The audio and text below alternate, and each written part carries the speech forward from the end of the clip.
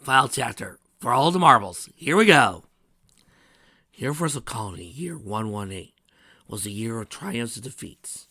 5 Gundam pilots overthrew the Telosian Empire, sending it to mass chaos. However, shortly after the final defeat of the tyrannical force, an armada of ships from the planet Earth arrived, claiming ownership of all the colonies. Not wanting to follow the dictatorial rule again, the colonies once again united to stand against their new oppressor. However, some colonies decided to join the Earth Spear and show them how to defeat the Telosians and the rest of the colonies. So, what would you like to begin with? Clark asked him as he and the latest customers walked the halls of the station. General Yamato eyed his surroundings with great interest. Auto repair drones were everywhere in the metallic blue corridors, maintaining regular maintenance of the massive space station, and ensuring that nothing came to fault. Not even each other. Yamato was convinced that there wasn't any real threat to Telosian space.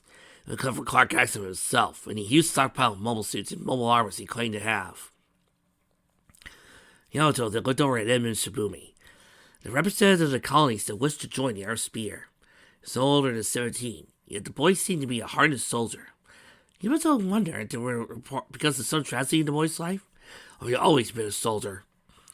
Yamato had read reports about the state of affairs of the colonies before the resistance against the Telosian Empire. Wondered what sort of harvest the boy had to make it so cold. However, he needed to get back to the important matters, i.e. ensuring that the Earth Spear was not beset by a bunch of ragtag, inferior colonies. I wish to know about as much about these mobile suits as you could tell me. Yamato started. Oh, that would take many years. What's it that you have? What I can do is recommend some models and give you the specific details about each one's weapons that indicates why it would be a formidable weapon against your enemies. Axel responded. Well then, for starters, what exactly is jamming the sensors of our warships? When we engaged in combat with them, we couldn't get along on a single one of those things. Yamato required. The Minovsky field. The Minovsky particles are naturally produced by the power systems of mobile suits, jamming most sensor equipment. In massive quantities, they can be quite effective in jamming communications and normal power regulation. However, most mobile suit sensors have adapted to get around Minovsky field. Axel explained. You said you had no mobile suits to show us, Axel. We can get to the size of it all later. Edmund said, almost having a growl in his voice. Well said, Edmund. Axel replied as they walked through the new doorway. The new room was an observation deck looking out into the large platform. Standing in the middle of the deck was a single mobile suit that was obviously a Gundam by the head design. It had large veneer engines in the back of it, but its color was gray and white, almost as if it lacked any power whatsoever. Axel walked up to the window and turned on to the group, holding his arms as he were presenting the machine in a lava ceremony. Allow me to introduce the pride and joy of my new mobile suits, the Striker Gundam. You haven't said anything for 3 hours, Den stated. It was the truth. Den and Melanie were on their way back to the LX-059 after the meeting with the other 2 Gundam pilots. Ever since Melanie had come back from the battle with Mariana, she had been withdrawn and mostly silent, usually only to speak when it came to matters of military or combat philosophy. She had even thanked Den for bringing her to his home colony so she could rest.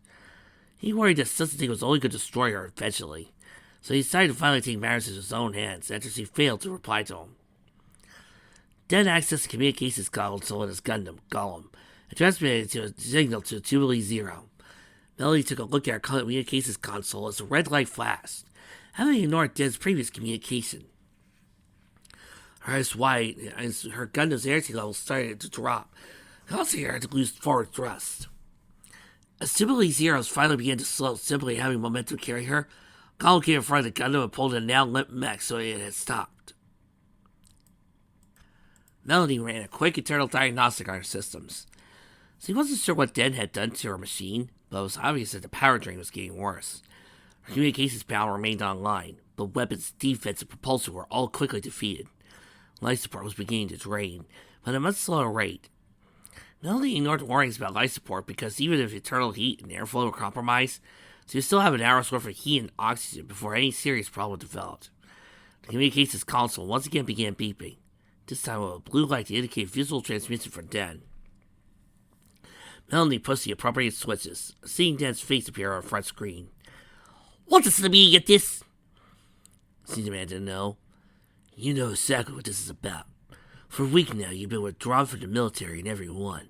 Only pipe in your opinion when it came to matters of battle, war, the military. What in heaven's name was wrong with you? A month ago, you were a sweet little girl who had been thrown into a bad situation because of Mariana's cruelty. What happened to that girl?" Den asked. "She was buried in the fires of war, and what remained of her is what you see today. I know how to explain myself to you, Den." "Oh, but that's where you're wrong, Melanie. You and I have been through too much together for you to just toss me aside because you're feeling depressed." "Oh, but that's where you're wrong, Den. I'm not depressed at all," Melanie said, smirking. "Then what is it you call the doom and gloom attitude you've been giving everyone for the past week?" "Contemplation. Part of the new jubilee changed me. It was for the better, I assure you. Well, now I finally understand it." "Understand what?" "My destiny. I always thought about it long and hard after I first joined you guys. I kept asking myself, why was I spared when everyone and everything I knew and loved were destroyed? After I flew Jubilee Zero and fought Mariana in mobile armor, I had an epiphany. The Empire of Theos has always been oppressive to the colonies in one way or another, whether it be in the form of tariffs or taxation, military conquest, or political recognition as independent nations. Theos' people always attempt to murder colonials and space noids, or oppress them in some way. I won't let it happen anymore. There's one logical solution to it, and I intend to do it. Andrew is right. Not one of them is innocent to be pitied. We must kill every last one of them dead. We must slaughter the Zelosians to bring this sector of space to peace." Den had heard enough. He worried something about the new Gundam had changed in her some way. There's no way simple battle could change a person so drastically. No matter what the history books or news reports might say about the battle between SLS's 4 and Jubilee Zero, it was still just a battle. It had been just two combatants who never once saw each other face to face during the length of it. Such a thing couldn't be responsible for a drastic alteration. As such, Den decided to take matters into his own hands. While Jubilee Zero had been on LX-059, Den had the scientists and engineers studied extensively. As time went on, Melody's personality began to drift away, replaced by one only thought of war and battle. He started to install safeguards to protect Melanie from herself, and from any others who were in her way. The first had been a defensive power conduit that simply overloaded the rest of the systems, to the point where the main power systems went into the emergency shutdown, unless Den had activated his signal. The next safeguard was a little more elaborate, but just as effective, since he thought he might need to incapacitate the pilot incompletely. Den pressed the signal code, and a series of electrical shocks suddenly coursed through Melanie's console, traveling to her conductive body and shocking her system.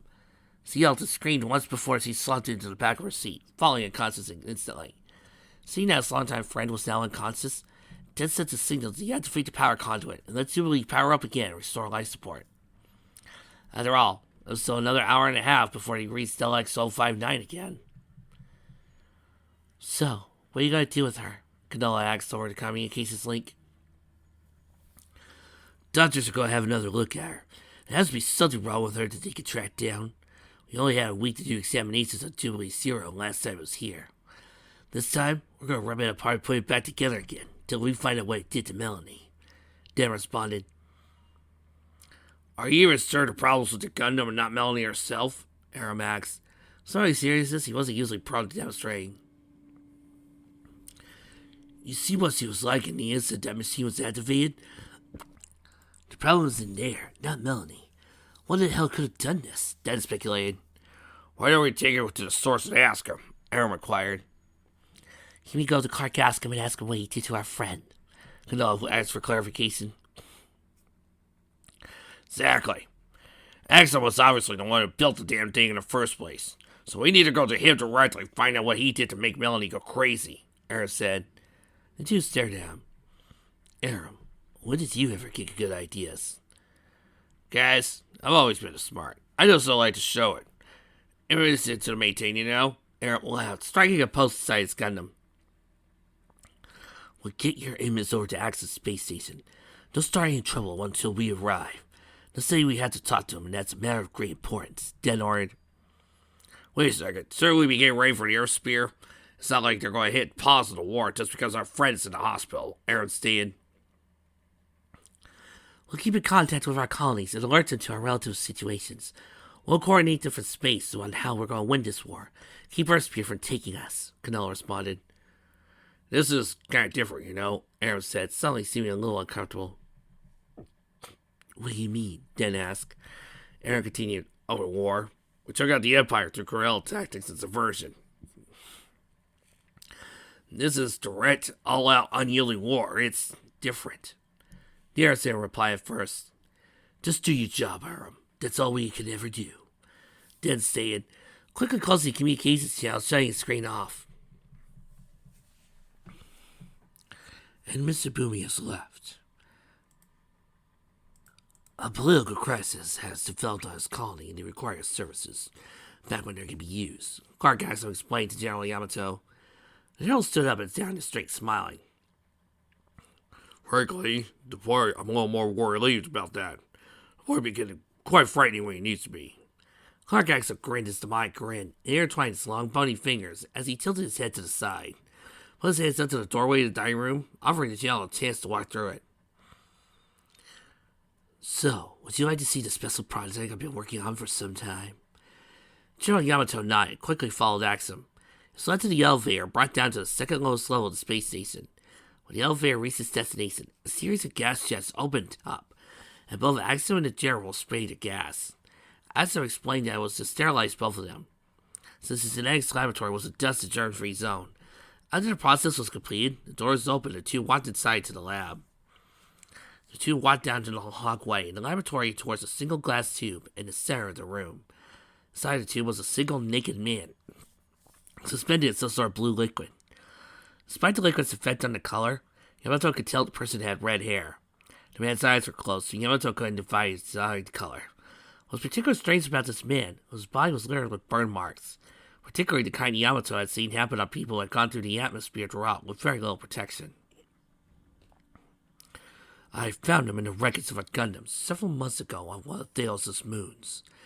Theos was in his night cycle, so nothing picked him up until my own sensors detected the materials in the machine he was in. I was sure it was a magnificent machine, whatever kind of Gundam it was, but the pilot was nearly half dead from radiation, broken bones and atmospheric burns. Despite all that, he managed to still breathe and live, which is why I took him here. Yamato stood closer, staring at the man who seemed thin thanks to his muscular atrophy. He never fully recovered enough for me to ask him any questions. Not that it matters now. I've pumped so many drugs into his system and manipulated him to the point I doubt he even knows who he is anymore. However, whatever trauma he was having at the time of the crash seems to have a profound effect on his piloting skills. When I put him into the simulator, he managed to eliminate 30 Gundams within 5 minutes. He is the ultimate pilot. I programmed him to be completely obedient to whatever commands you give him. He's done the best percentage scores while in the Strike Gundam simulator. Yamato turned to Axum. Name? Axum continued smiling. Amuro Ray. And that, folks, is where it ends. Now, I know normally when we get a half-finished fic, I usually say what I believe is going to happen next. But, being a fan of Likara, I actually do have it from the source, some ideas what he was planning on doing. First off, he mentions that he was a teenager when he wrote these, so there's a lot of stuff on his plate, and he did write up a summary of what was going to happen in the final chapters, but those were lost of time. According to him,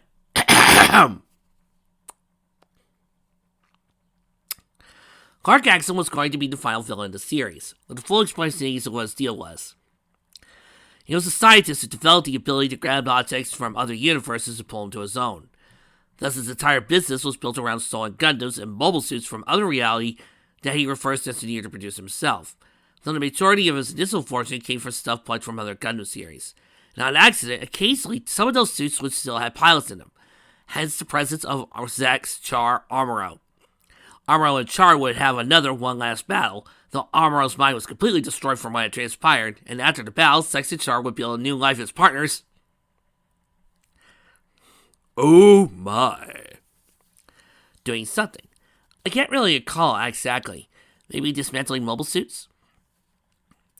Either way, Axum was going to be brought down in the end by the 5 pro tags. Mariana would sacrifice herself in an attempted act of redemption for her misdeeds. Beyond that, I don't recall any specific details, though Melanie would eventually heal up, her own condition caused by the Zero system from Gundam Wing that was in her Gundam. Clearly not meant for anyone else somebody like her. I also asked what his favorite Gundam series was, and he pointed out the OG. Woot.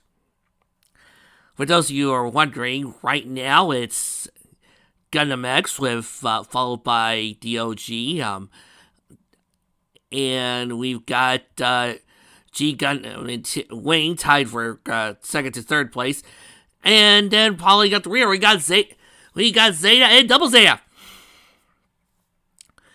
Now I know what you're thinking. What about Turn A? I'll let you know my opinions about Turn A when I get to the end. But let me just say, I'll continue saying this. Watch Turn A Gundam. It is a great Gundam series. But as for this channel, review time. Once again, it's another Lake Car fanfic. A lot of fun and Lightbringer. Excuse me one sec. I've had about enough of this joke. Alright. Hi guys. You're the ones who, keep doing that whole entire Lightbringer equals Likara gag. Yeah, we were here. You invited us. Yes, I did. I brought you guys here for one reason. What's that? What is funny about using the name of his old webcomic? Well, he gets all uptight about it. Because it's something he doesn't want to remember. Like you, Sir Wetzelot. What? Yeah, you didn't think anybody knew about your pants wetting fetish? I grew out of that. Yeah, last year, Mr. 22, now going on 23. Oh, yeah, you've been enjoying that since you were 21. Or what about you, Mr. Kitten Sniffer? I get off on that, don't you? See, the thing is, we all do things we regret. We all do bad stories and fanfics.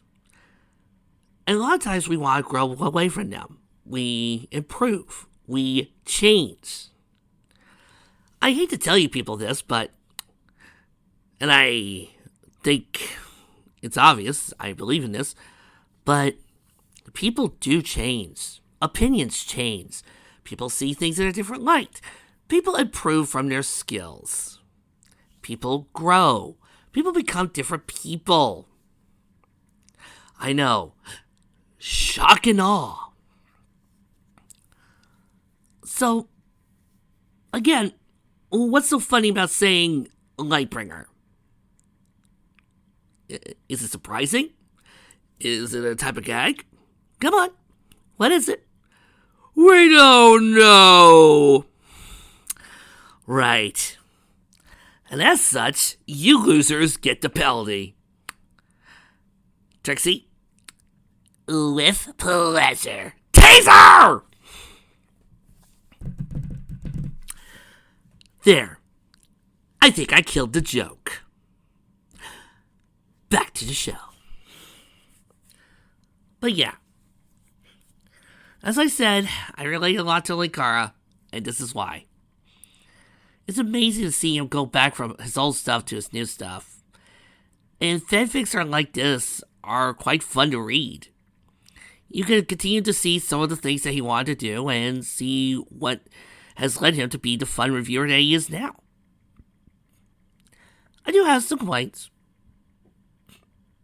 Kinda wish we did have more episodes dedicated to Mariana's and Kanoa's relationship. And my god, I wish they were more described about the Gundams. Because right now, all I know is that apparently one of them was the Zeta and the other one was apparently the TP-002. Maybe got the original Jubilee was the RX-7802. I don't know. But one of the fun parts of Gundams is getting the model kits. And I would love to know what each one of these babies were. And maybe see what models he stole them from. My other complaint, and this is a personal one, I wish he could have kept the Gundam X. That baby has a badass satellite cannon, and it needs to be used. I mean, hell, we could have had an all-out battle between different Gundams and different universes. Although I find this kind of funny, despite the fact that I know there's no way you could have seen it, some plot points are taken from another anime, as I joked, called Heavy Metal, the game, which has a guy creating a war between two people just for profit. And I love how this feels like it. But everything else is gone. The characters are interesting, and I love seeing Sex and Char. Oh, that's another complaint. Blue ball me when it comes to a Sex and Char fight, will ya? Well, that was one down. That's just more to go. Next time, son-in-law of Discord. Oh well. Compared to a sorcerer, some chaos, and a demon, some emeralds, I'm ready for anything.